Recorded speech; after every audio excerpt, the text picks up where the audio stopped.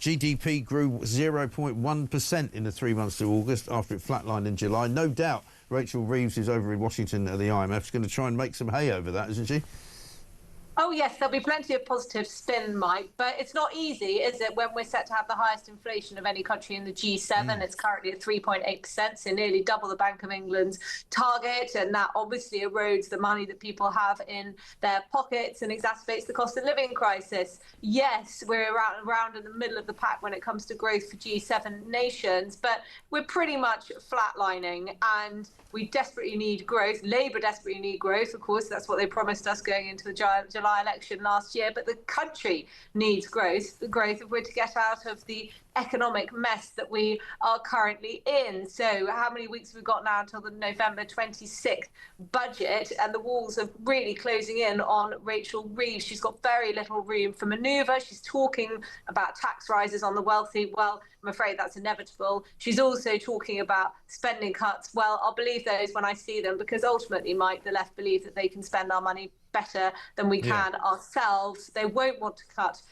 government spending in any areas. Of course, we all saw what happened with that welfare row before the summer, the reversal on scrapping the universal winter fuel payment. This is not a government that wants to trim back the state. And so what it will do is it will raise taxes, and it will peddle that very tired line about those with the broadest shoulders carrying a slightly heavier burden, ignoring the fact that, of course, already the wealthy pay an enormous amount of tax in this country. The top 1% pay 29% of all income tax, for example. The bottom half paying, much, much less. I think it's around 10% of all income tax in total. And, at the same time, they'll be spinning this narrative. It'll be deeply disingenuous. We've heard Wes treating Rachel Reeves this week talking about how Brexit is to blame for any forthcoming tax rises, which is, extremely disingenuous and takes a real stretch of the imagination to believe that. And they also are claiming that it won't change people's behaviour or companies' behaviour, Mike. Well, look, we saw the employment data earlier this week. It's gone down. Job vacancies are down. Companies are not hiring. They're not perhaps retaining staff as much as they were before because of that £25 billion increase to national insurance contributions. And if they increase taxes on the wealthy, well, some will flee, which is why last year we saw the highest number of millionaires leaving Britain of any country apart from communist China.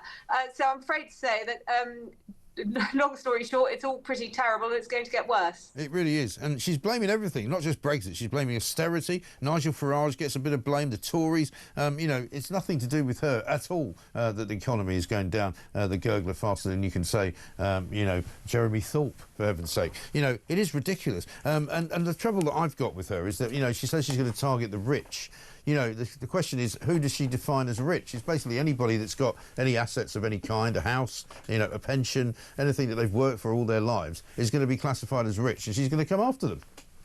Well, I think that's right. And what really troubles me in this country, Mike, is that we've totally shifted in our attitudes away from celebrating success like they do in America and aspiring to it, seeing that others have achieved a lot and earned a lot of money and been able to buy assets for themselves and striving to do that themselves and championing it, to one where we just want to tear those people down, and we feel as though anybody who's been successful in Britain today must have done it and achieved it by slightly exploiting the deserving poor rather, in some way. And we've got to get away from that mindset. But of course, that's not going to happen under this Labour government. To your point about the blame game, look, Rachel Reeves has been in number 11 for 15 months now. And over the course of that period, virtually every data point has gone south. Every data point has worsened. At some point, they're going to need to take responsibility for this. And she's going to talk about inheriting the worst set of economic circumstances from the previous Tory administration, which I'm afraid isn't true, because the debt was coming down and the growth was going up. Right. But she also complained about this economic black hole, this fiscal black hole of £20 billion. Well, the fiscal black hole now, according to economists, is around £22 billion. So we're in this Groundhog Day cycle where Rachel Reeves is going to increase taxes by some enormous amount, and a year from now, we're still going to have a £20 billion odd pound black hole that she's going to have to plug with further tax rises. And that is the problem. It's a sort of never-ending doom loop, and that's unfortunately because of the fact that she's actually even admitted that she's in a kind of doom loop as well. I mean, your prediction for what happens in the next sort of 3 months, if you can, in about 30 seconds. Well, when it comes to the budget, I don't think that they'll break their tax triple off. I actually happen to think that they ought to increase income tax by, say, 2p, because at least it's transparent. But instead, it'll all be kind of money down the back of the sofa. So they'll increase council tax. They'll broaden the coverage, if not the rate of VAT. They'll tinker around with things like pensions and ISAs. But, to your point, Mike, it's ultimately going to be going after assets. It's going to be this claim that assets aren't taxed in the same way as income, even though people have acquired those assets often out of taxed income.